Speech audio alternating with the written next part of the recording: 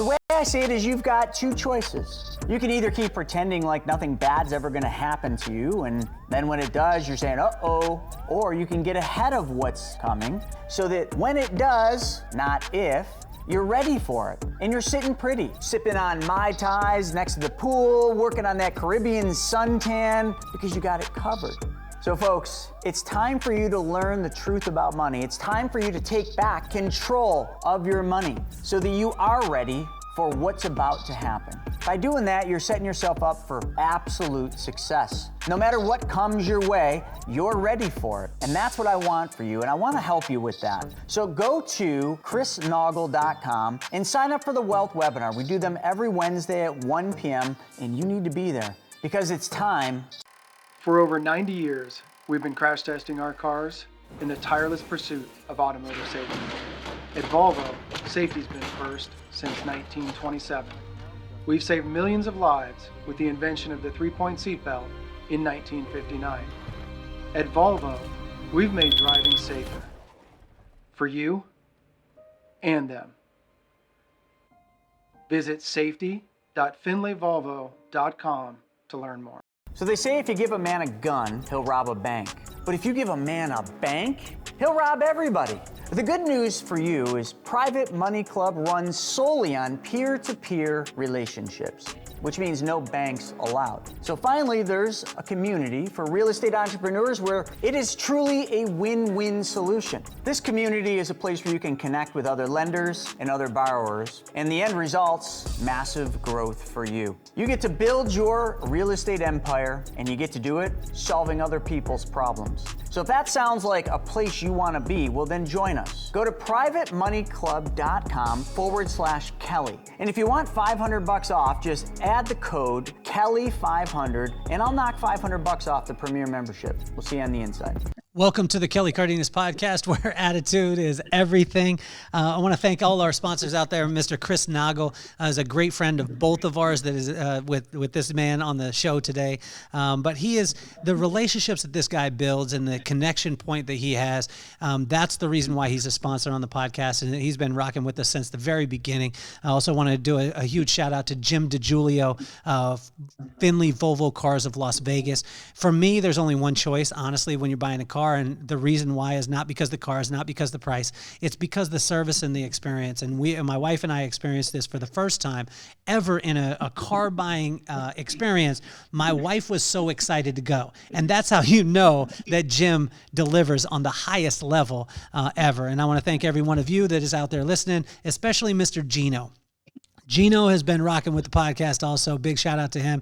But every one of you guys that has been listening, watching, and sharing, getting us in the top 1% globally of all podcasts. And I am truly, truly humbled. And I'm pleased to also be bringing you the Vibe Room. The Vibe Room is a live podcast now that we're doing in Utah. We're doing it in Carlsbad, and soon it's be coming to LA, where you have the opportunity to be in the studio audience for some of these amazing, iconic people and have unfiltered conversations like you experience on the podcast digitally. So I want to thank all of you. Now we get to the most important man in my life, because we got a chance to meet. We were down in Mexico, and my wife and I were leaving our room, and we were riding this little tram, and on jumps this guy. And now I tell you right off the bat, when he jumped on, I was like, man, I don't want my wife looking at him too much, because this is a handsome dude. He's also really in really good shape, and I didn't like him even more at that point. As we started to talk, I didn't like him even more because he was so nice. He was so genuine. He was so kind. And he was asking questions. He wasn't like, I'm this and I'm that. He was just asking questions of who we were and what we were doing. And he was so interested. And we went into the bar and we had this crazy experience, because my wife was like, my wife is such an amazing woman. Shout out to Brooklyn.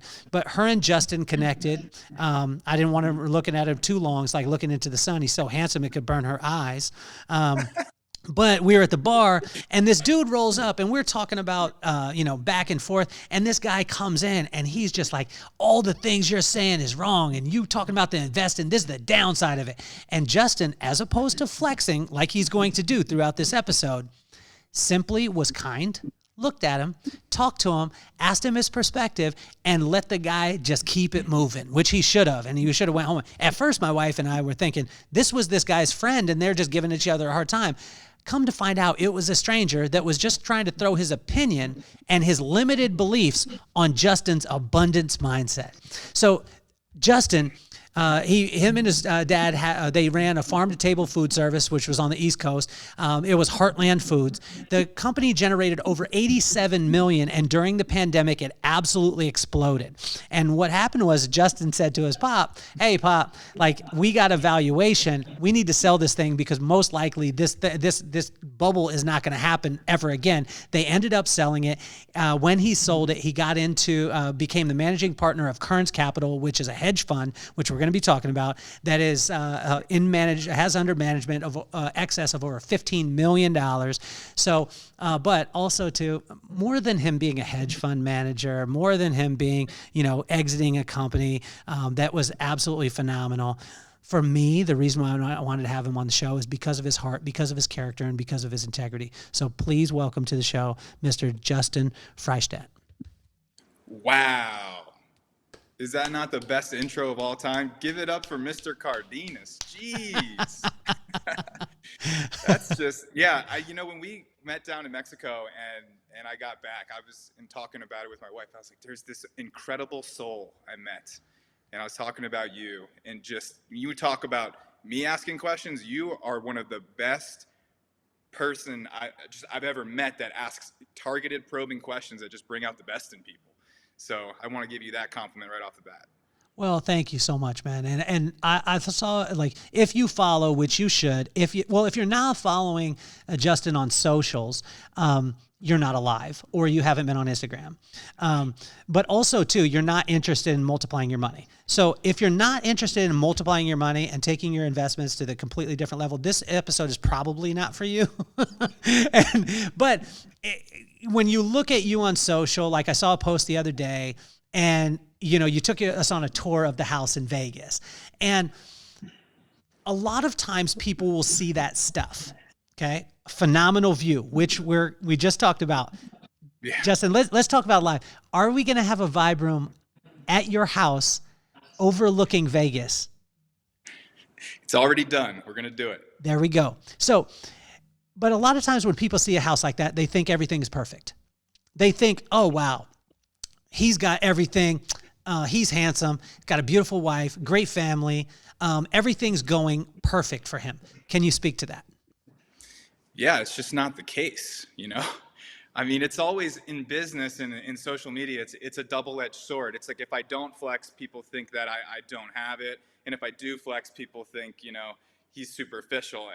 And I think you have to just be authentically you. And if you show your whole journey on social media, when you arrive at a place where people say you've arrived, it's not the same feeling. If you watched my journey over the past 10 years, it was not great for a long time. I mean, we were building a business.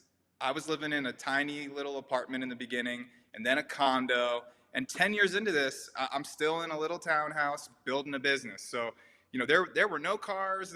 There was nothing for a long, long time because we were building the business. And that's just what people don't see, is all the things that lead up to these moments where you can say you've arrived.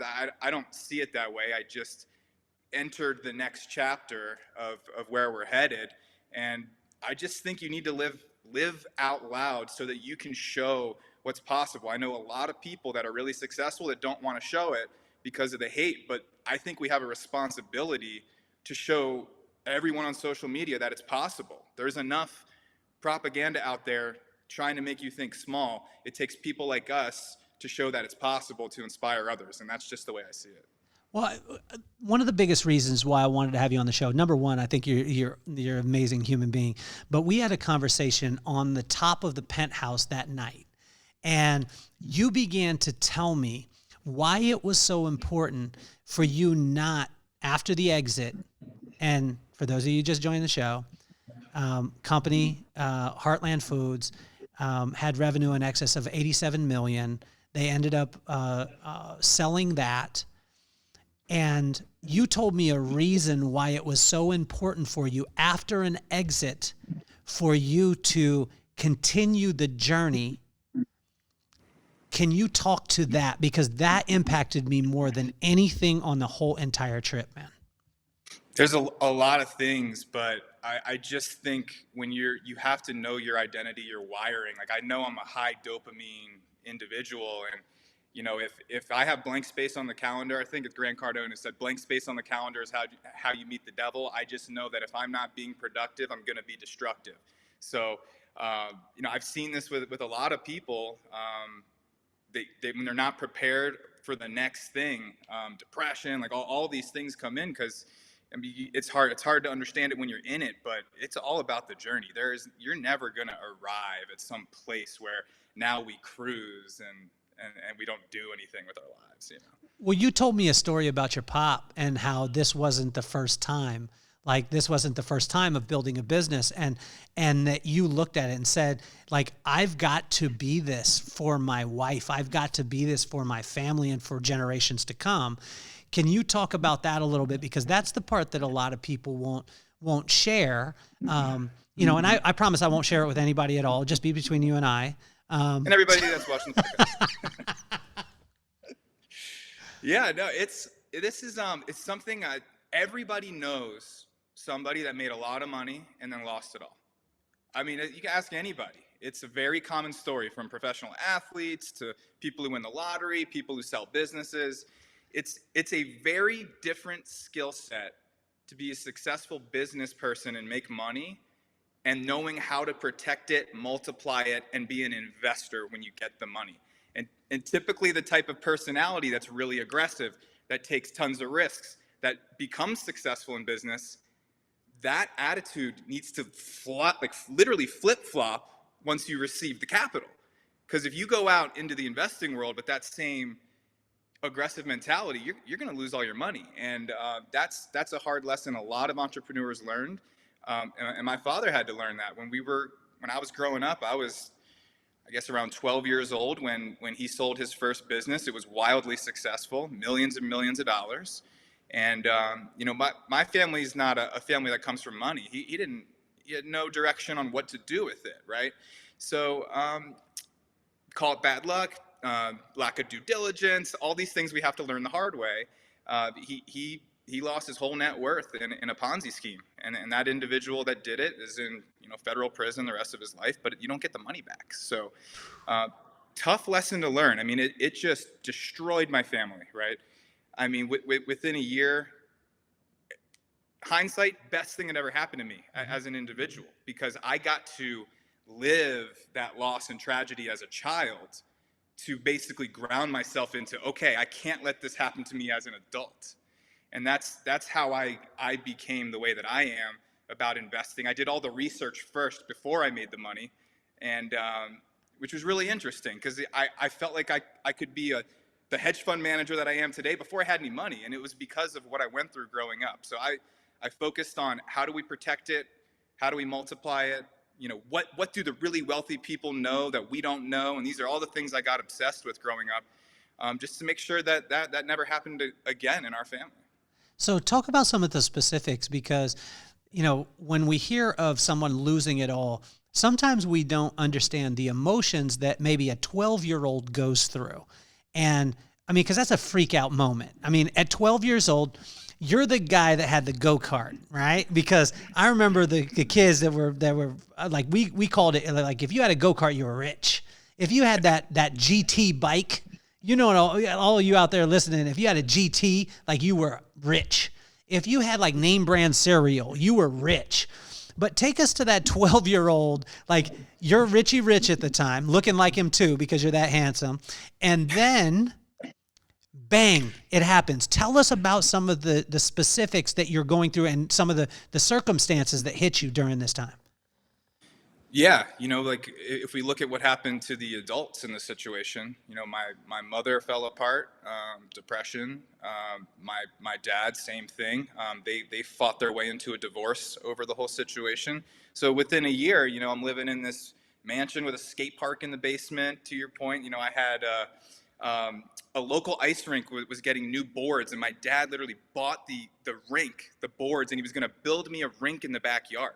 Like the entire ice rink boards were stacked up on the side of the driveway. Like that's where, like, I wasn't living a real life, which is why I'm so thankful that I was humbled that deeply at that age. You know, I went from the private school to the public school, from the big house to the apartment, you know, watching your parents that, you know, you think they're indestructible and you see them fall apart and the whole family fall apart. I mean, I'm the oldest of 5 kids. There were 4 at the time, and you got, you know, my parents were at war, you know, so it was like custody evaluators. Who do you want to live with? Imagine hearing that at 12, 13 years old, you know? So these are the types of things that, I mean, it's life is going to happen. And I look at all the people that I had grown up with, all my friends till 13 that continue down a privileged path, and where I am. And man, I am so thankful that I didn't grow up with that super privilege the whole way, you know? So I'm a little bit petty. Like, you're not petty. You're a great man. But talk to us about something that you were like, man, this is the worst. Even if it wasn't, like, people want to be Mother Teresa in these times, and they want to project that to the world. But I like the reality of it. Like, I remember times where, you know, we didn't go through that much like high and then loss. We went through a lot of loss. But I remember thinking, like, man, I ain't trying to wear them off-brand shoes, though. Like, I don't care how much money my parents have. I'm sticking with those. Talk to us about some of the emotions that you went through, because I think that really inspires a lot of people, and most people don't get to hear that from a Justin, hedge fund manager now, managing partner, bringing anywhere from 2 to 6% per month on the investment, which is unbelievable. We're going to talk about that later. And my wife and I have been talking about this the whole time. And I'm like, I mean, this is it's unbelievable to hear. And the guy at the bar was pissed off that you said that too.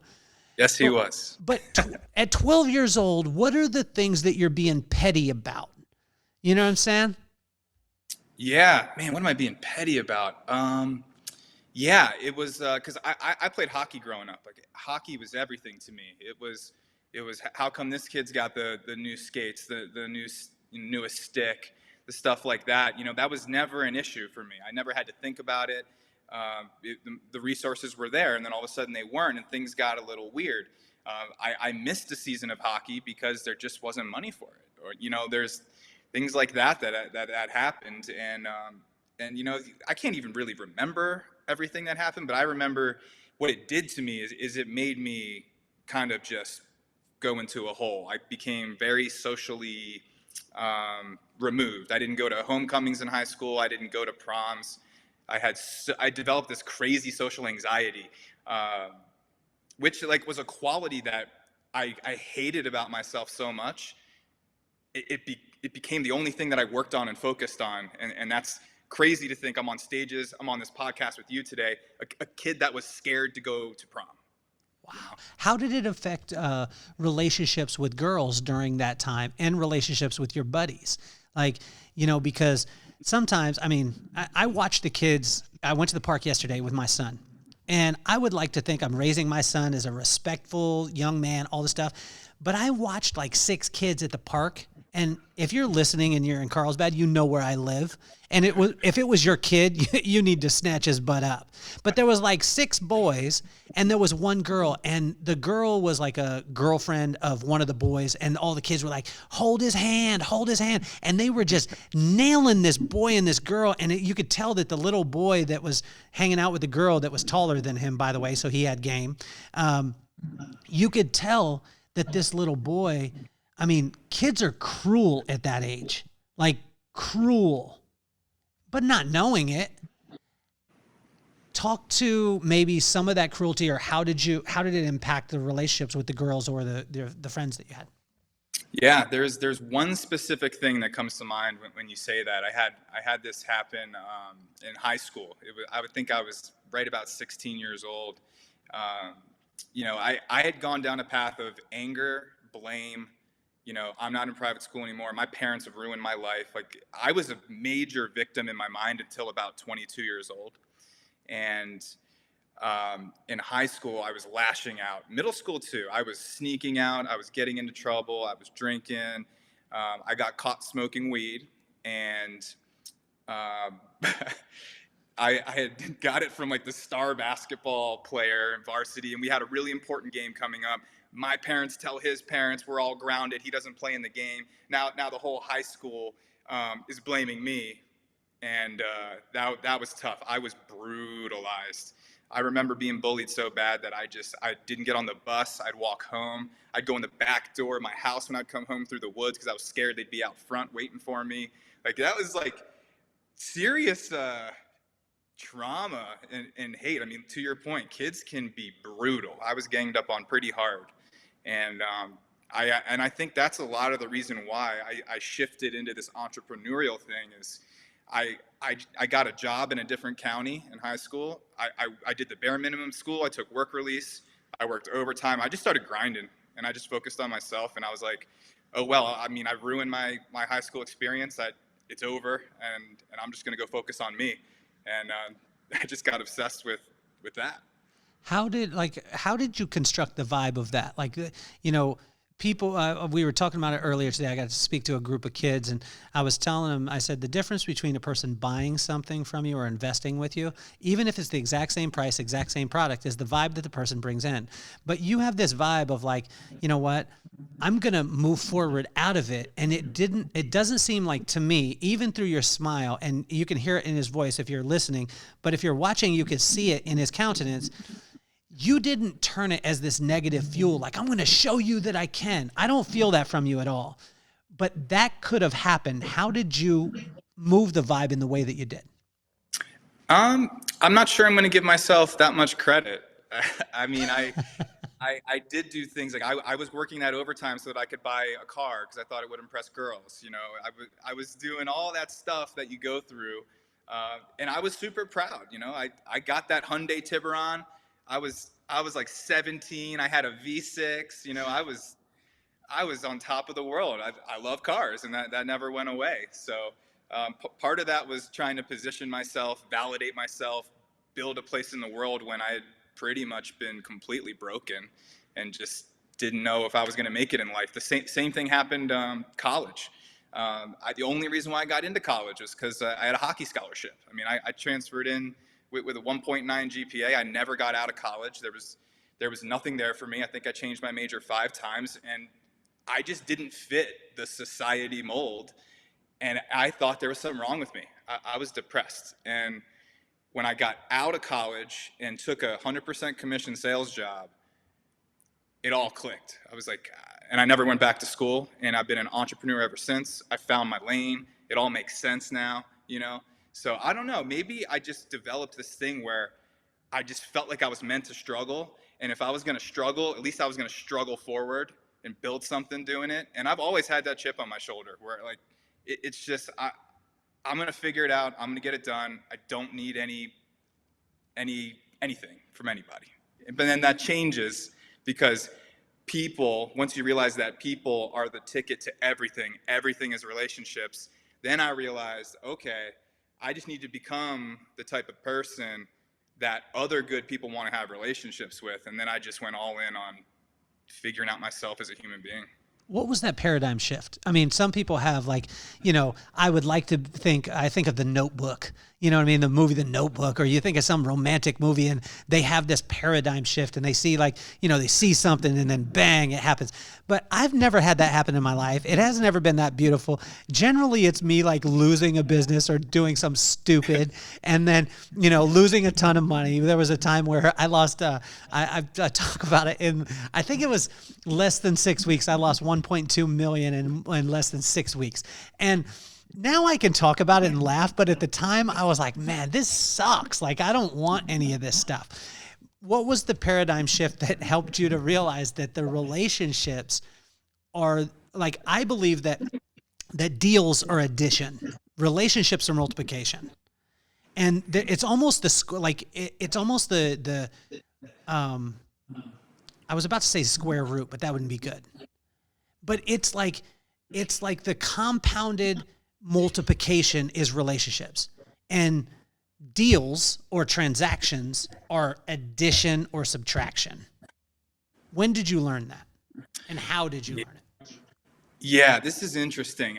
So when I first started in sales, the first prospecting I did was, the door-to-door knocking, right? And that was miserable. I was not having good relationships. You knock on someone's door, they're all upset. It was just bad, bad, bad. And then I shifted the strategy. I was like, okay, we're selling health and wellness, organic food. I need to go prospect where the alignment is there. So I started cold calling on gyms, small micro gyms where you could talk to the gym owner, health and wellness professionals, dietitians, people that were like-minded, and the conversations were incredible. And the relationships got strong, and we did a ton of business together. And sometimes, I've learned this a bunch of different ways, but sometimes it's the vehicle you're in, it's the approach, it's the wrong group, right? There are bad relationships out there for you too. So I think it's being aligned and knowing when you're in the right lane is when that really makes sense. How do you find that right lane? Because, you hear about it all the time. Like, people will talk about the avatar, right? So you find your avatar, and someone asked me this the other day. They were like, what is your avatar for the podcast? And I was like, and I wanted to show them a pair of Jordan 4s, the black ones. You know what I'm talking about. Jordan 4s, 1989. I got them on the shelf. Show them a pair of those. If you wanted these when you're a kid and you understand what they are, this podcast is for you. If you want to grow a business, this podcast is for you.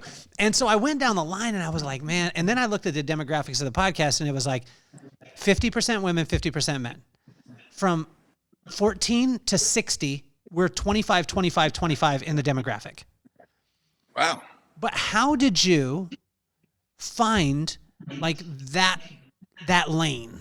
Like, how does a person find that lane in their business, right? You had organic health food delivery service. It makes sense. Gyms, people who cared about their health, things like that. But how can a person out there find that for them? In business, I think you have to focus on what's in it for them.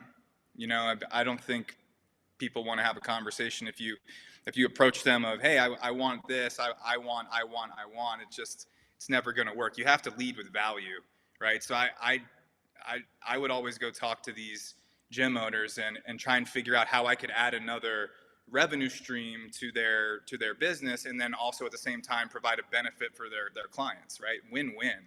And in return, that helps my business. So I think this whole food chain thing is a really important concept. When someone is, let's say, ahead of you in the food chain, you want to do business with them, you don't ask them for things, you bring them value. That's just a huge mistake I see people do all the time. Like, if you want to work for somebody, don't ask them for a job, just bring them value or do the job in advance and then force them to hire you. I mean, that's literally how I became a managing partner at Kerns Capital. That's literally what I did. I wasn't going to go ask Cody Kerns for a job. He doesn't need to give anybody a job, So tell me about that transition too, because I think a lot of times people stop, right? So they, you have the exit, you and your pop, you guys exited, and let's be serious. You guys exited for more than $1, right? Yeah. So things went well. It goes back to that principal part of you seeing that, hey, I saw my pop's exit and, that thing didn't work out that well. But let's talk to the transition, because this transition, a lot of times people have a challenge with, whether it be they're pivoting in their business, they're pivoting in their career, and they don't give themselves permission. But what I love about with you is that you took the same exact principles that you used when you were a kid, when you were going through college, when you were building that business with your pop, when you exited, and now you're just applying the same principles. What are the components for that, for a person to be able to do that also?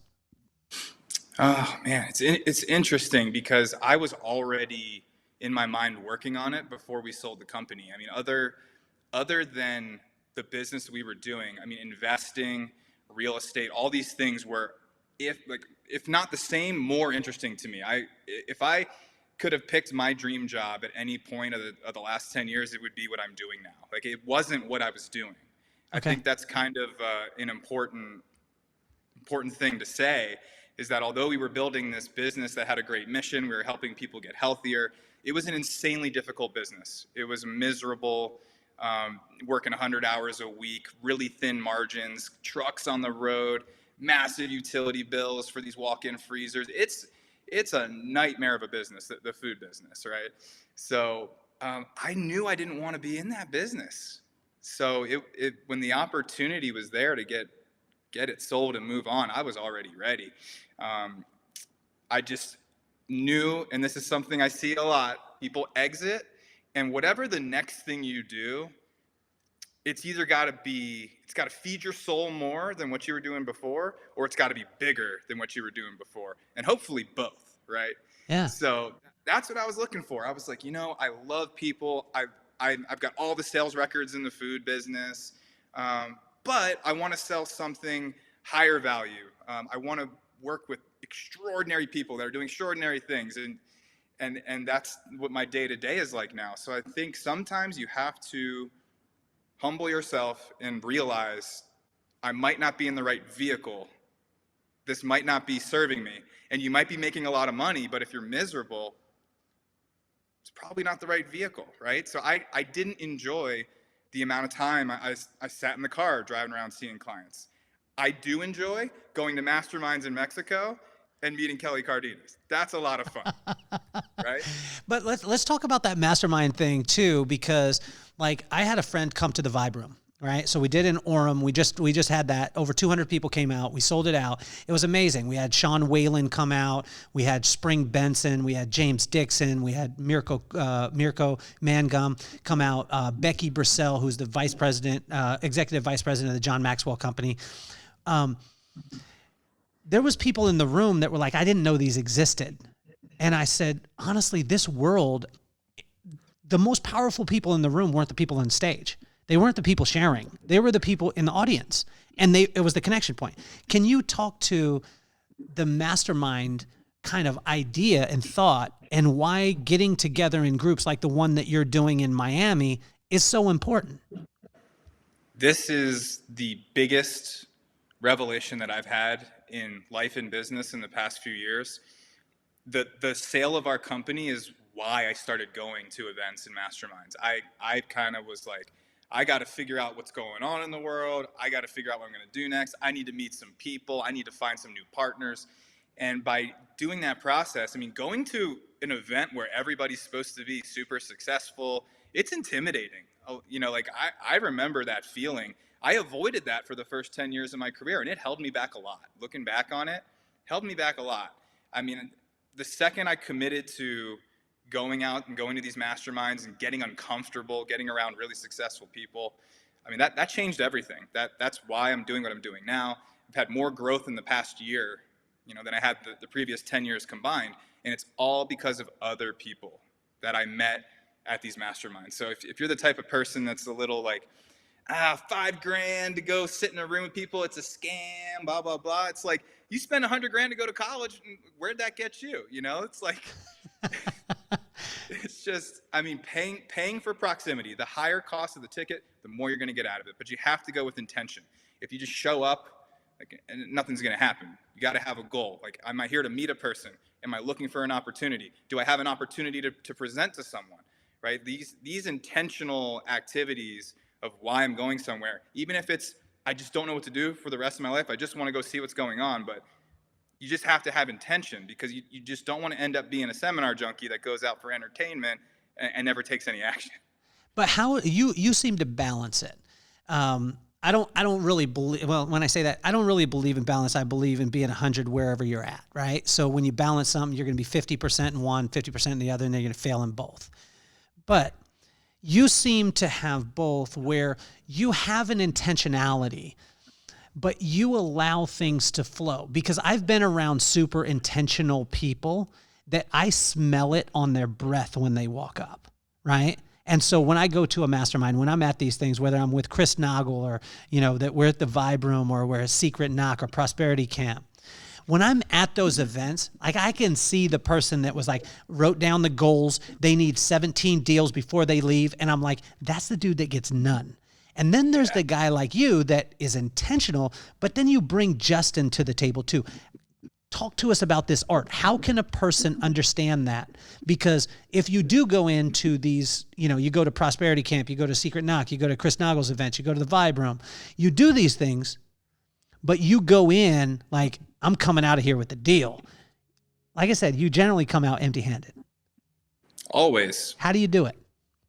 Well, I think, and you said this, and I'll never forget it because it's a key component. It's very difficult to do sometimes when you see opportunity, but delay the ask. That's what you said on that rooftop. That's what you said. And I did not forget that, because that's what it is. Like, sure, I'm intentional. Like, let's be serious. I'm here to raise capital for my hedge fund, right? But not first. I'm here to build relationships. I'm here to get to know everybody and find out who I even want to work with, right? Like, I think taking business from anybody who will give you business is, I learned that the hard way. You'll end up in some miserable situations. Like, you need to find out who somebody is first. We need to get to know each other. We need to, kind of date a little bit. Imagine and I that. think if you do that first. Yeah. Well, that due diligence process, I think, is so important, especially when we first started talking, and you didn't offer it up, but I was asking questions. So you were like, I'm doing a hedge fund, and, most hedge funds, do X, and you'll tell me the multiple on it. But then you were like, and we look at 2 to 6% a month. And I was like, oh, cool, a year. And you were like, no, a month. And I was like, oh, cool, like a year. And, so when you can deliver 2 to 6% a month in a hedge fund, and you're exposing it to people, most of the time hedge funds like that are only available to the uber crazy, like ridiculous wealthy. Yes. But you're bringing it to the person that it can actually impact their life in such a crazy way. How do you choose who you do business with then? So number one, we're a partnership, right? Private placement memorandum. And first of all, I have to put the disclaimer out there. Of course. I'm not a registered investment advisor. None of this is an offer. It has to come through a PPM. We're just going to talk about, everything we got going on, and past results do not indicate future profits. Thank you for doing that. That's the way we stay. Is it the FCC? SEC, yeah. SEC, so that's where I'm headed with this, is the compliance of private placement is very strict. I think it's 97% of the population doesn't even qualify as an accredited investor, which means that I can't let you invest in our fund unless you are accredited by the SEC's definition, which I'll go through it real quick. If you file your taxes single, you got to have $200,000 of income in the previous 2 years gross. If you file married, it's $300,000. So we just got rid of most of America, right? Mm-hmm. And then the other way you qualify is having $1 million net worth, excluding your primary residence. These are difficult bars, barriers to entry. So we can't even partner with anybody unless they're accredited. It's the SEC's way of trying to protect the little guy from getting scammed, right? Yeah. But the reality is I believe everybody should have a shot at good investments, Yeah. But so how do you filter through? Outside of that, so like, say they get into that pool, but you just said, like, you're actually looking and saying, even though this person qualifies, because you've been in situations where you've partnered or been around people who maybe haven't been what you want, even though they had the money to play. Yes. And sometimes I'm willing to give someone their money back and just go away. I heard this from Hugh Hilton at an event, and I thought it was someone asked him the same question: how do you decide who you do business with? And he said, I only do business with people who are fun to do business with. And the second it's not fun anymore, we're just not going to do business. So that's kind of my principle now. Like, if you come in, everyone should do their due diligence.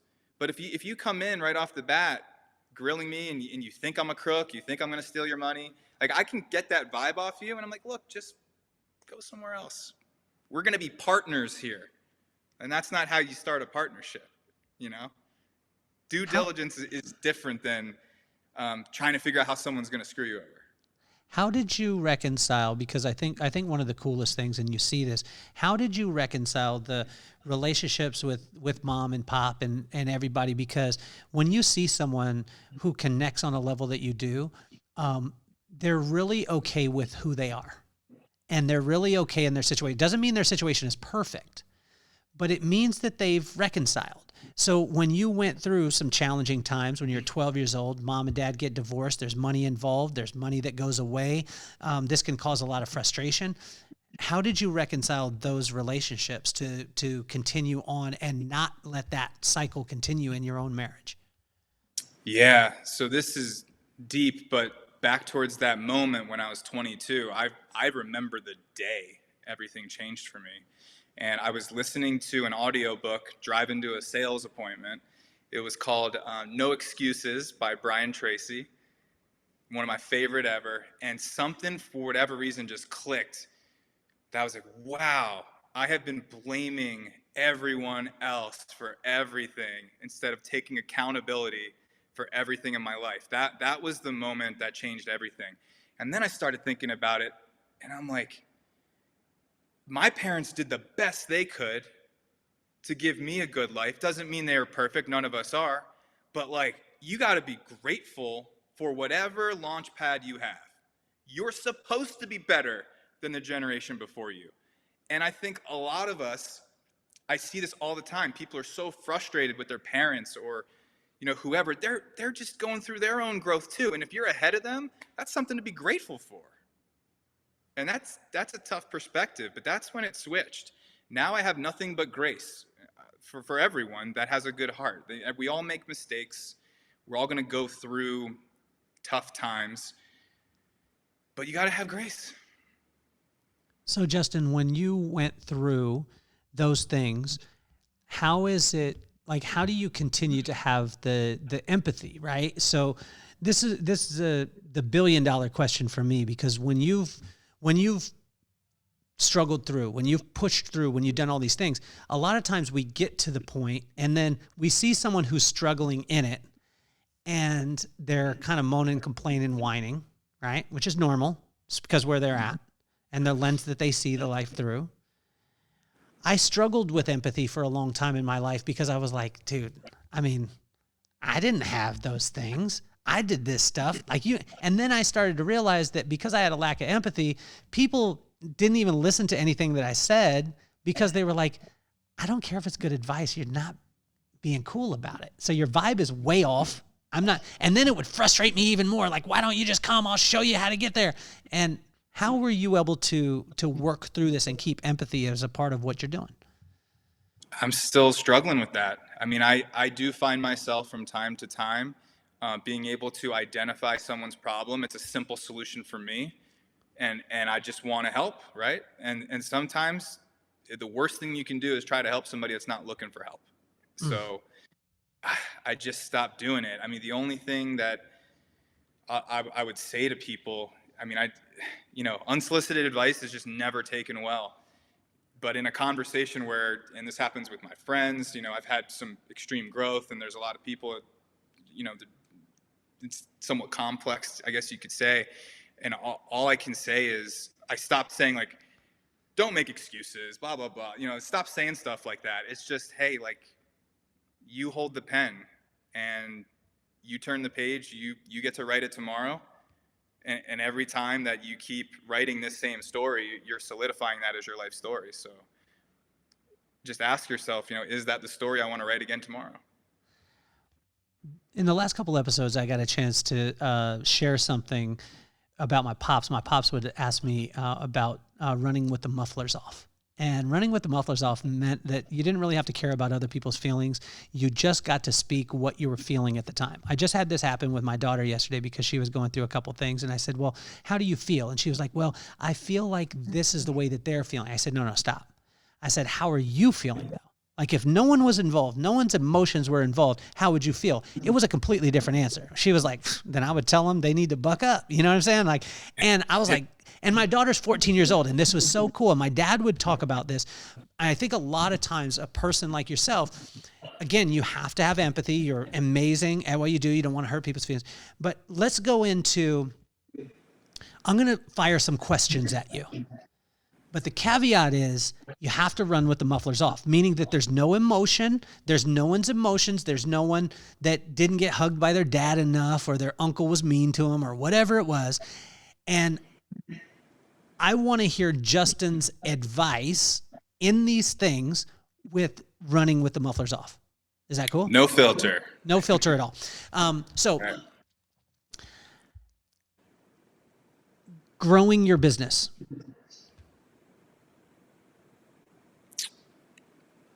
Difficult if you're in the wrong vehicle.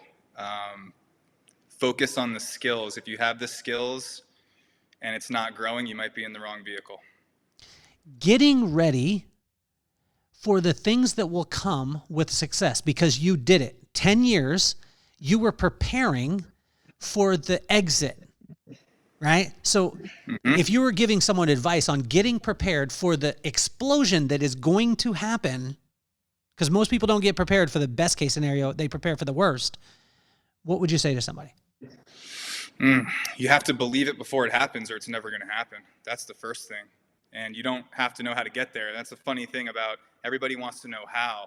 Well, the only way to know how is to do it. So you got to think bigger. Like whatever, like I've always told myself, I told my wife this when we met, we were both broke, negative net worths. I was like, I'm going to 100 million.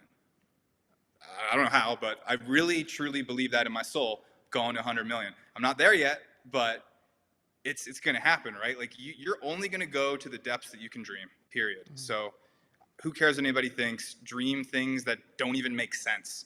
And then you're going to figure it out on the way there.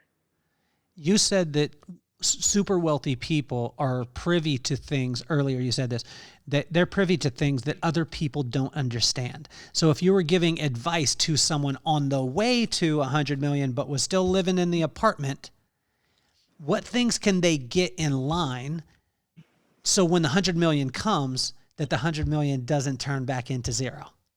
Oh, man. Well, you're going to need to read a lot of books. I mean, you're going to need to get obsessed with everything. I mean, the growth process of knowing what to do with money is its own thing, right? Read every real estate book, read every stock market book, read about options, read about oil and gas.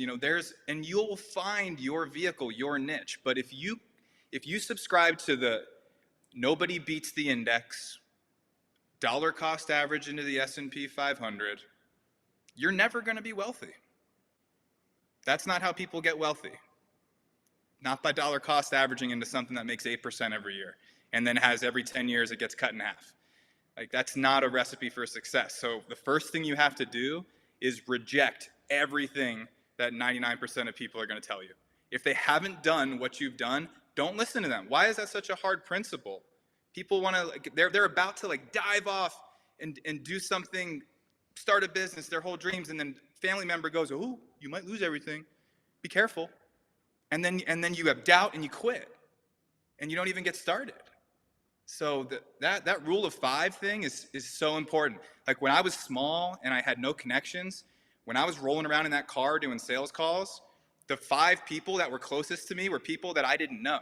It was Brian Tracy, it was Grant Cardone, it was Brad Lee, it was Zig Ziglar, it was me and them. If you look at my Audible, I spent more time with those guys than anybody in person. And there was a reason for that. There was nobody in my life that could give me advice to go to the next level. I had to go find it.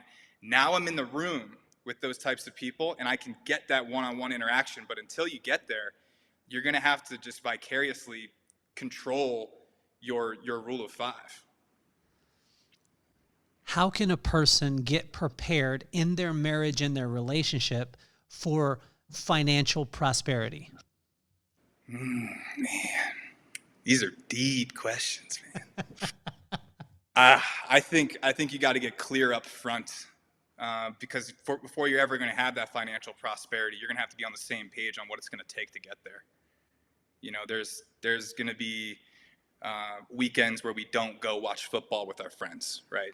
There's going to be late nights where you don't see me and you've got to take care of some things around the house. Like whatever that dynamic is, you got to be on the same page going in that whatever it takes, We're not putting limitations. We're not putting expiration dates on our goals. Well, we'll try it for a year. If it doesn't work, we'll just go back to our jobs.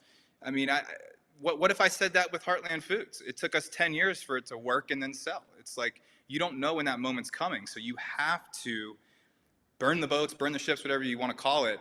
And that person, like, make sure you pick a person in the beginning. You both have to be on the same page. Most people are not going to want to do what it takes to go on this journey. And that's okay. But it may sound a little weird, but that's something that I heard Grant Cardone say. It's something that I told my wife when I met her. Like, I had these dreams before I met you. Like, I will take care of you to the death, but if you ever ask me to quit on my dreams, that's when it's over. So talk to me about this. What kind of bumpers can we put in place? Or when I say bumpers, maybe it's not the best word, but it takes me down a little rabbit hole that I would like to go down. Is a lot of time in this, or a lot of times in this space, and my brother and I were talking about this the other day, whether it be the personal development or I refer to it as financial prosperity, because I don't believe that you making a lot of money is success. And you don't believe that either. And Agreed. Right. And so when I say financial prosperity, it means one aspect of what it is that you're doing. I believe that true success is being in line with your purpose. And when that happens, then everything else will flow from it. Doesn't mean you don't work hard in those areas, but you have to have the personal, the professional, the spiritual, and the financial. Otherwise, your table will crumble at some point.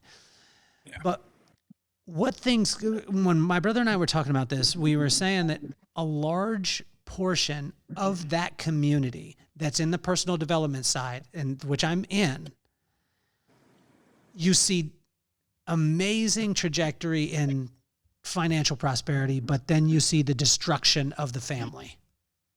And then you see the justification. Well, my wife just wasn't on board, so I had to keep moving. I had to keep it moving. And then that person has to make double the amount because they paid out wifey half and then 30% of her income. So now the dude that was like, I'm making 10 million a year now has to make 20 just to be able to live like the 10 million. And then it goes on and on. And so what kind of things right now are you putting in line with your wife, practical application on a day-to-day basis, that you and your wife stay connected so that doesn't happen? Because you saw it in your family early on too. Yeah, I mean, we're on the same page of what it was going to take early so that we could get to a place where we can enjoy a lot of time together. And being on that same page, I mean, she has her career too. Like we went all in on this together. You know, she's very successful on her own. We were building two different things at the same time, but we did little things. Like when I did 75 hard, you got to do 2 workout 45 minutes every day. We made one of those a 45-minute walk with my dog every day. So we knew no matter how much grinding we were going to do that day, we always had that 45-minute walk together as a family, where we can connect, talk, all those things. So you got to just schedule things in your relationship, I think, so that you don't just get so consumed and it fades away. So I got to spend some time with Troy Hoffman the other day, which was unbelievable. Like that dude, I mean, I'm so honored because I have the coolest friends in the world. As all of you who are listening or watching see, I have the coolest friends in the world. And I got to spend time with him. And he said something the other night. He said, an entrepreneur cannot tell another entrepreneur what to do or give him advice. He can only show them a mirror of themselves. Can you talk to that? Wow. When you say a mirror, basically what your experience has been, that's the only thing you can pour into other people. Is that what you mean by that? Well, what he said tonight when we sit down, he said, I can't give you any advice. I can't tell you what to do. All I can do is show you a mirror of you. And so all the things that you'll say, I'm going to show you like, okay, well, if you said that you want, like with me, we're developing the Vibe Room, a live podcast where there'll be a studio audience and it becomes a TV show. And I said that to him and he's like, I could show you a mirror of that. And then he started asking me probing questions about the Vibe Room. Okay, do you have the entertainment releases? Do you have an entertainment lawyer, which I'm going to be talking with my buddy David Reed about? And then he was like, do you have that set aside? So that way, when you have a celebrity, which you're going to sitting on the stage and they're in there, do you have the releases for everyone in the audience? Because they have to release the fact that you're videoing this stuff in the first place. Do you have a tax structure and a company set up in Nevada that we run everything out of that, has a better tax advantage? And so he was showing me that, but he wasn't like, okay, if you're doing the vibe room, you have to do X. He just showed me a mirror of the things that I desired. Does that make sense? Yeah. Almost like filling in the gaps, showing the possibilities based off his experience where he can help you figure out certain problems or get ahead of things. Because when you say, do you find this to be, and I always, when I hear stuff like that from amazing people, I always want to challenge it too. Because another entrepreneur telling you what to do, I don't feel that it's ever landed with me. I've been an entrepreneur for my whole entire life, and it's never landed. And so it rang true. Does that ring true with you? Or, do you have a thought on it? Yeah, I think this works because I've had the same experience, right? I think when you're talking to another entrepreneur, the only thing you can really do, like reveal them to themselves, is ask them questions that they arrive there on their own. That's kind of how I see that happening. It's like I've learned the hard way. Unsolicited advice on an entrepreneur or not, it just never goes over well. It just doesn't. And it's not about whether you're wrong or right. It just is what it is. So it's, have you thought about this? What do you think about this in your business? Like, tell me why it won't work. Like, I'm coming from a place of trying to understand how to help instead of just saying, I think you should do this. It's totally different. Justin, what allows people in the room? This is a question that people have from me all the time. They're like, oh man, you have really cool friends. I'm like, well, I force all these dudes to be my friends. I told you that, right, when we met. And I have really cool friends. And then they'll ask me about the podcast. They're like, how did you get Justin on the podcast? I'm like, Justin's my friend. And they'll be like, yeah, but like, how do you know these people? I'm like, we're friends. But why do you let people in your sphere? Like, because you have firewalls too. Not every single person gets access to Justin. Right. What are you looking for, and what are people at your level looking for to feel safe? People that bring value, and it's just this weird gut instinct. You really rely on that. But there's also an element of, another thing that changed for me is when I decided I was willing to get hurt to find out who someone is. And sometimes it has to go down that way. I've had some experiences, some successful friends that are their life is compressing. Their relationships are getting narrower and narrower, and they think they're protecting their environment. And I just do the opposite. I want to meet as many people. I want to see how many people I can get to show me that they don't deserve to be in my life. Or else you're never going to find the ones that do. This is completely different. And I love that. So refreshing, because you do hear all the time, you need to take out the toxic people and all this stuff. And I'm not saying that you go and hang out with some crack addicts tomorrow, but I can tell you there have been times where I was that toxic person. And if someone had given up on me because of my circumstances at that time, I wouldn't have the friends that I have. Right? Yeah. But how do you know? Like, when you said a gut feeling, how does a person tap into that? And it may be that, it may be that you can't construct it. Because people will ask about the vibe. Like, there's ways to shift the vibe in the room, right? There's feelings that people have. Like, when you met my wife has one of the coolest vibes that and I'm very fortunate because my wife is super hot. And she's cool as the day is long. Like, she has got that type of vibe. Can you construct that, or are you just born with it? I think you can develop and release it. I think anything that you want badly enough, you'll figure out a way to develop it. And that's the frequency of authenticity, I think, that is, Gary Brecka talks about this. It's the most powerful thing there is. You can just feel that. And another thing is like when filtering with people, like when your phone rings, text message, phone call, whatever, really audit the way you feel when you look at that name. Like how does it feel, right? Is it, this guy's, he's really abusing my time. Like, is that how I'm feeling? Okay, well, I need to dig into that and be like, what's going on in this relationship where I don't want to answer this phone call? Or, oh, I can't wait to answer the phone. Like that's how it should be. I think one of the biggest misnomers or myths that I find with, people who have experienced success in their area, whether it be in their business or their family or whatever it is. I used to think they were so unavailable and so hard to get to. But I remember this was a crazy thing, Justin, is I called at the time he was the president of Paul Mitchell, which is a multi-billion-dollar business. But I met him years and years ago. I was probably 19, 20, 21 years old. His name was Luke, and I didn't know what Luke's position was. So he was just Luke to me. Yeah. But over the years, I learned what he did. And, years later, I had a business, and I called him, or I texted him, and I said, Luke, I would love for you to be my mentor and mentor me on numbers. And, look at my company and help me to be able to do and stuff like that. And I said, I know you're a busy man. And I swear to you on my life, less than 10 minutes later, I got a text back. And he said, absolutely, let's just set up a time and we'll go over your numbers every quarter.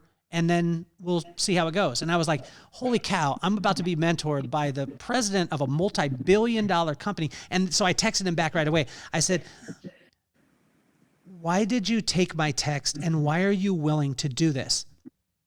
And it was simple. He said, because not that many people ask.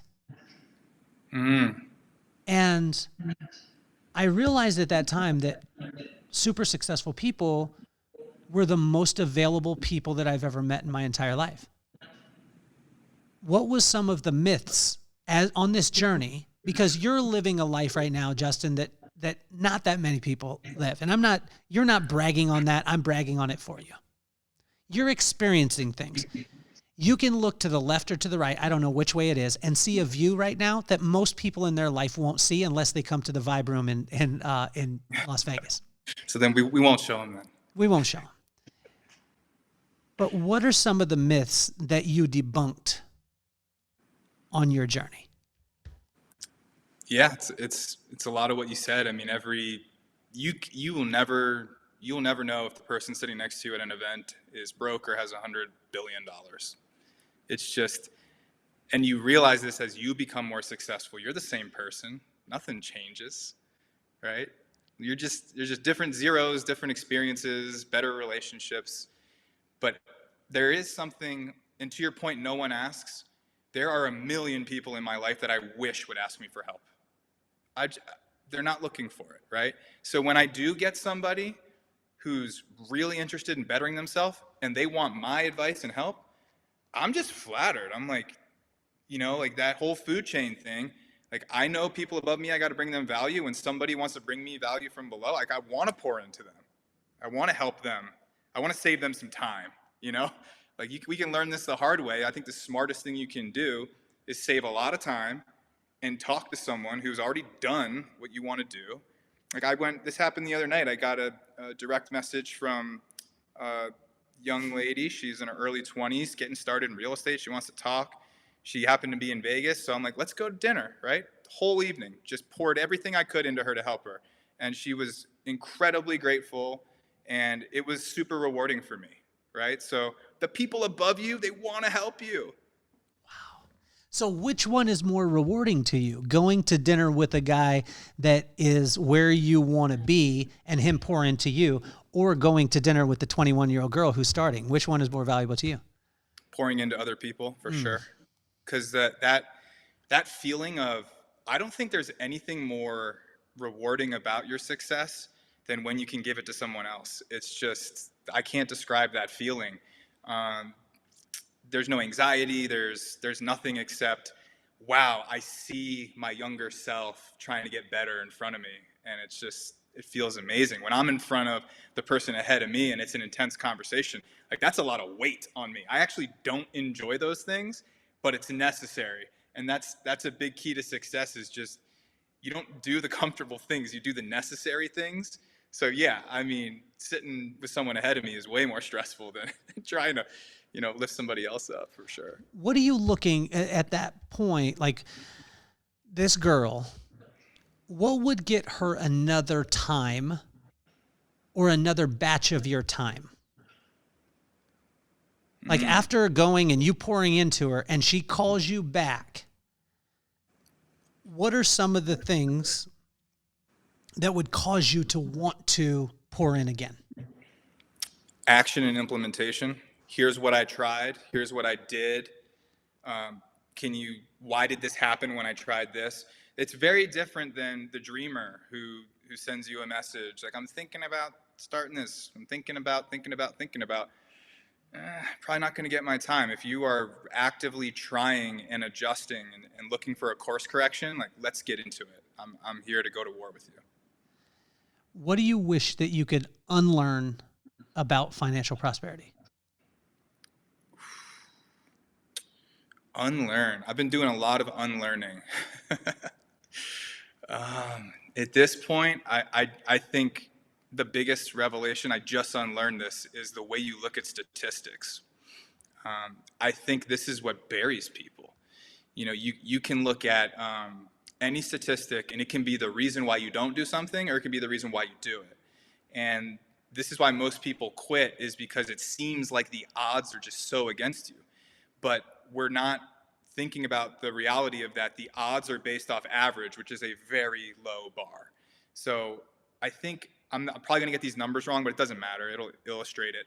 There's something like 50,000 households in the U.S. that have 75 million or more net worth, right? So the pessimist, the person who will never be successful, is the person who looks at that and goes, well, that's 0.001% of the population. It'll never happen for me. Or you can say 50,000 people figured this out. I could certainly be 50,001. So which way are you looking at statistics? Because everything that is presented to you all day could be the reason why you do or don't do something. What do you wish you could unlearn about marriage? Unlearn about marriage. Unlearn about marriage. I'm still learning. It is probably the toughest dynamic I think we all have. Just because there's so many phases of life and everything's going to change. You got to change and grow together. You got to do all this stuff. But unlearn, I don't know. I might have to come back to you on that one. I don't know what I learned that needs to be unlearned, but I'm sure there's something that's not on my radar. Well, I think for me, it was very early on, I had to unlearn that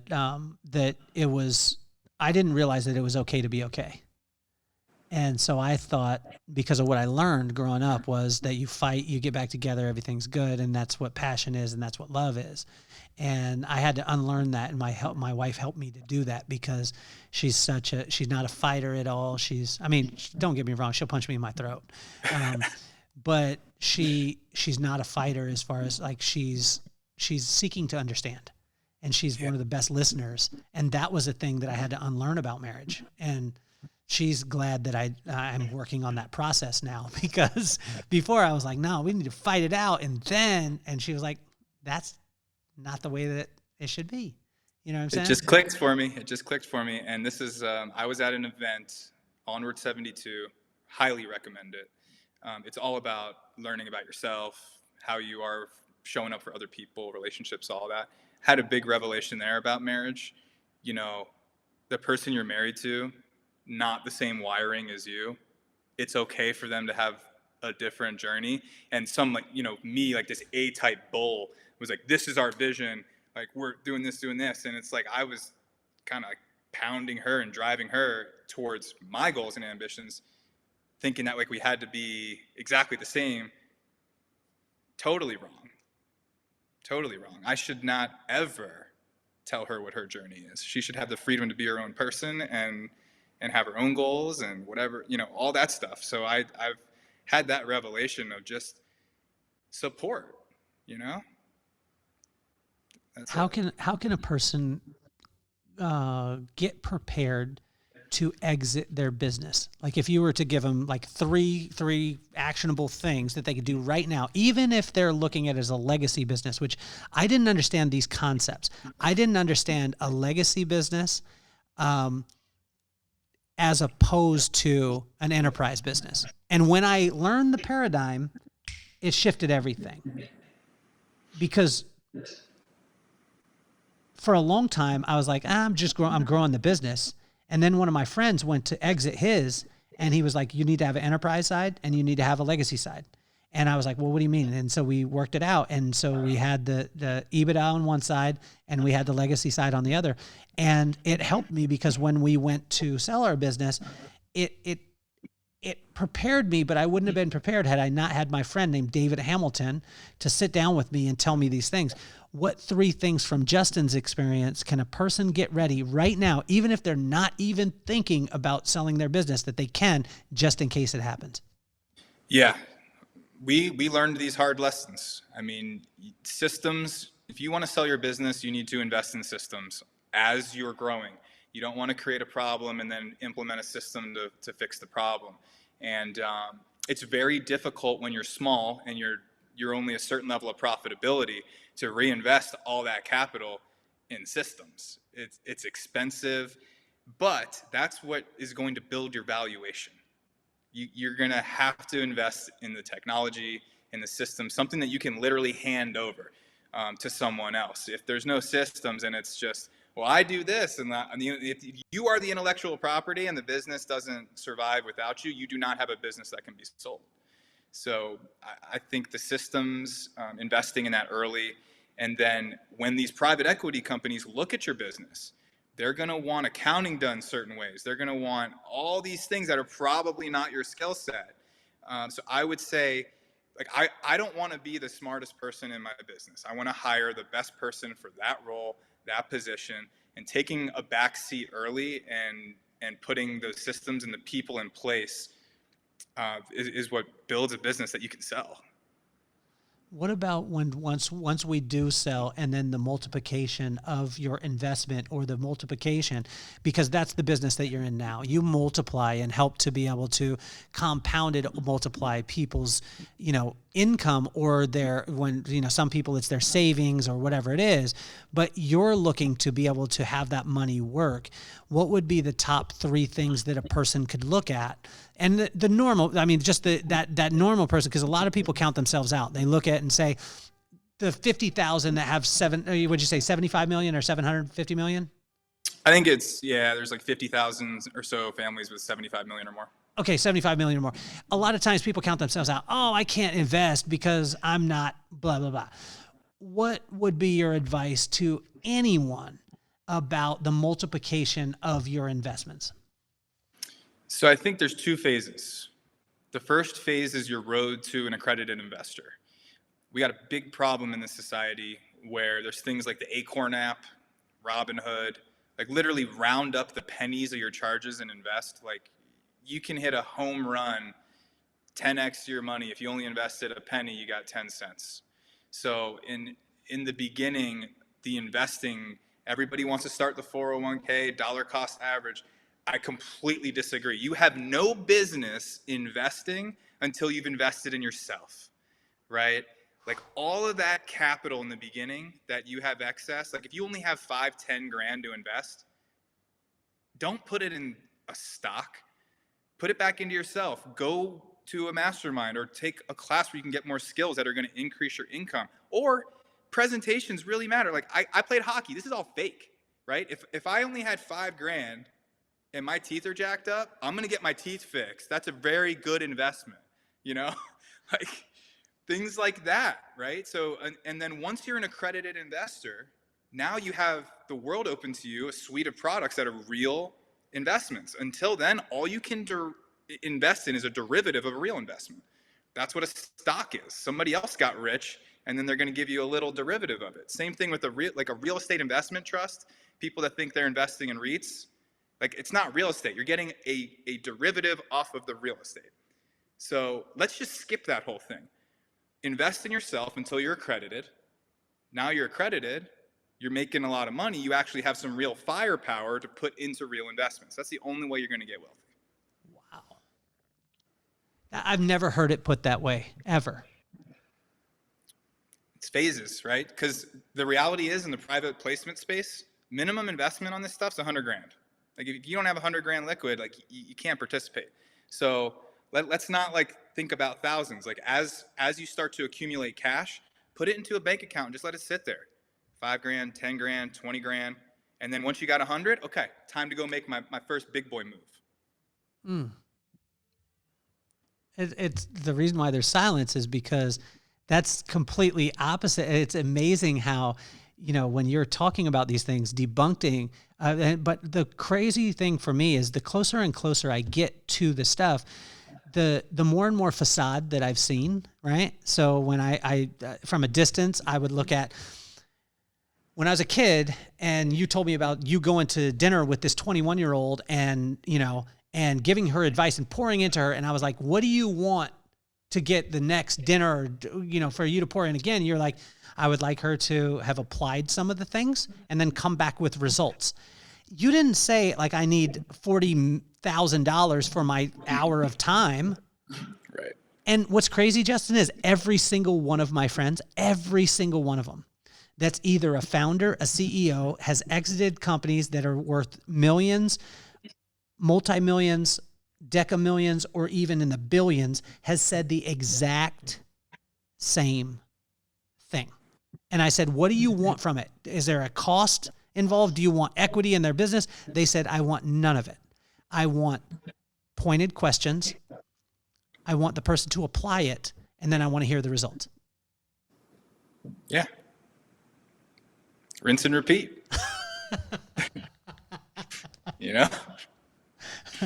What's the Star Wars for you? As you exited with your pop, now you're doing the hedge fund. What's the next thing what's the Star Wars for Justin? Man, well, I mean, this is definitely what I want to do the rest of my life. I mean, Cody Kerns, his vision for this is, not something we're just going to crush and cash out. Like we're going to take this generational. So first goal is 100 million under management. We hope to get there by the end of the year. And the next stop's $1 billion, and we're just not going to stop. I think that we have what it takes. We've got the relationships, we've got the strategies, and you just, it's weird to say, but why not you, right? It's easy to get complex at every step of this journey, right? It's like figure out how to make your first 6 figures and 7, and it's like, well, who deserves to be a billionaire? That's a big complex, right? And that's not why I'm doing it. I do want to do it because I believe that if you can, you must, and I feel like I can. But my why has gotten really deep, just because I always knew I was doing this for financial freedom, right? Like I wanted freedom. I wanted the ability to just live life on my terms, all that stuff. And I'm there, Now I understand that the biggest value of wealth is the good you can do with it, and that just hit so close to home last week when I found out my brother has cancer, and all of these emotions and things that go through your mind. The one thing like that my role in this family that I'm grateful for, there's this kind of thing goes one of two ways, right? Like my brother's a police officer. He's got 2 little kids and single income. And when he went in today to start his chemo, there's no income, right? It like literally you're either in there fighting for your life, worried about losing your house, worried about putting food on the table for your kids, or there's someone in your family who can step in. And I just, what a greater gift of what I've done that I can take care of that and they're not going to have to worry about that. What was the gravity that hit you when you got the phone call about your brother? I mean, he's the strongest person I know. So when you hear the things that he has to do on a regular basis, I mean, the tragedy that he lives in his job, I mean, from dead bodies to, broken families. I mean, the things that a police officer deals with are just, I've seen the dash cam footage. I know for a fact I could not do what he does. And when the strongest person calls you and you can hear the fear like that, he's not supposed to ever be scared, So that was just destroyed me. And in and out of that emotion for a week. And it's just, the mind is separate from the heart. It's like my heart's broken, but my mind is just ready for war. You know, any type of support, like whatever's needed, like I lose everything to save my brother, you know? I can always make money again. And it's just in a weird way, it's like there's so much gratitude of how we can handle this and how we can go through this and how it could be so much worse. And when bad things happen, you just have to find the light in the darkness. How do you, through all this process, when you're talking about like the, obviously the why is solid and it has shifted, right? And it just shifted, just recently too. But that why is there, you're in line as you start to have this prosperity and you go towards the freedoms in life and being able to, your brother has a challenge. Hey, bro, you could depend on me. I got you. No. How do you not become your own God in this? That's a very interesting question, but I've never really seen any of this. I think probably because I had very low self-esteem. Like I have whatever self-esteem I have, it was like I had to fight for it and build it.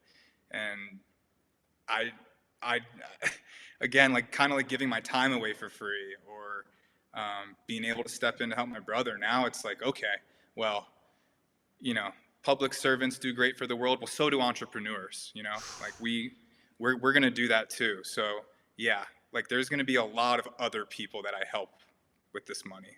And that's why I got to keep making it, because there are bad people who make money and do bad things with it. It takes good people, good entrepreneurs to go get stupid wealthy and do good things with it. And that's what I'm going to do. Wow. It's amazing, man. It's incredible. It's such an honor. It's such an honor to be your friend, man. I started the podcast because of my kids. So I talk about them a lot. I don't know if I told you about them, but Maddox and McKenna, and Maddox is 11 years old and my daughter, McKenna, is 14. And she came out to me yesterday and she had some cough syrup and she said, Daddy, can you open this for me? And I said, yeah, I'm cool. I grabbed it. I pushed down on it, turned it, and gave it back to her. She's 14 years old. She could have done that, but she had told me, like, I think the cough medicine company is making it harder on me. When she handed it to me, I did it quick and I handed it back to her. And she said, oh, wow, it's just because I had a lot of experience. I have a lot more age on her. I have a lot more experience. Now, I didn't change the world, but what God was letting me know at that time is almost every single person out there is struggling to open some cough medicine bottle. And there's someone out there that has already opened a bunch of the bottles. And when you find them, it becomes just that easy. And I found that in a friend of you, where I didn't think about money the way that I did when I was I've been talking about you, me and my wife have been talking about you the whole time. I think she's talking about you because you're handsome, but I was talking about the fact of, the way that you thought about money and the way that you thought about the multiplication and things like that, which I want to continue to grow in. But I wanted to expose my kids to people who could open the cough syrup a lot quicker because of their experience. I wanted to take iconic people like yourself, and I wanted to show my kids that Justin's not a superhero. He's a dude that his parents got divorced at 12 years old. He had it, he lost it, he got it again, and he wants to make sure that he multiplies it and does good with it. But that doesn't stop him and insulate him from bad things happening in his life. So what advice would you have for Maddox and McKenna? And if you could use both their names, it would be awesome. Man, Maddox and McKenna, listen to your father. He is a very, very wise man. And he's going to open up doors and give you the opportunity to have incredible relationships. But you will have to have the accountability to become the person that can step into those relationships and do good for the world with good people. So follow your passions, what you're good at, lean into that, and I think that's where you'll find your path. Justin, I want to thank you, man, because it is so incredible. I mean, because most of the time people will lead with, I'm the managing partner of Kerns Capital. Like, I'm the man, like I do this stuff. But it's so cool to be able to get to know. And this was for me when in Mexico, I got to know a guy that I want to be friends with for the rest of my life. And oh yeah, he happens to be the managing partner of Kerns Capital that really can multiply things at a rate that very seldom a person. Now, SEC, like you're not saying that. We have the disclaimers on it, things like that. But it's amazing because when I get to know people before I ever need them, when I need them, I don't have to do all the due diligence.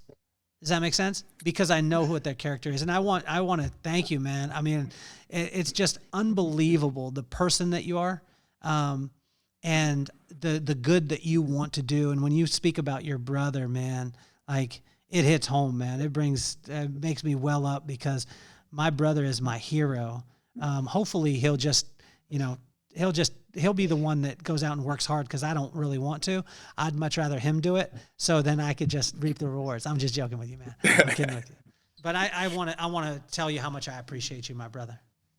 Yeah, right back at you. I mean, I've been looking forward to this conversation for a couple of weeks now. So this is the timing.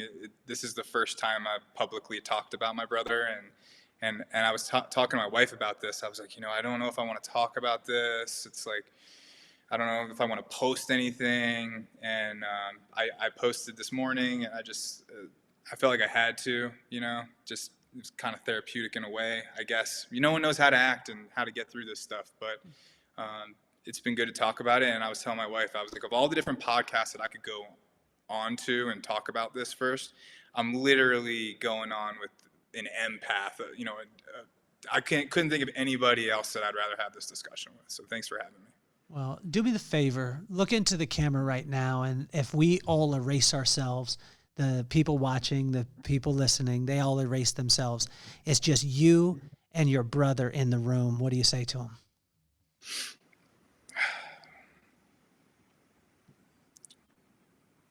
Fight's already won. That's what we do. We win in advance. We take what comes and we keep moving. Life's not supposed to be fair. It's not supposed to be perfect, but we always win in the end. That's it. Go to war. You're an incredible human being, man.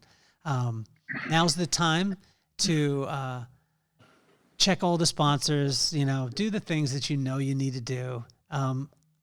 Share this with someone. Share this with someone who's stuck financially.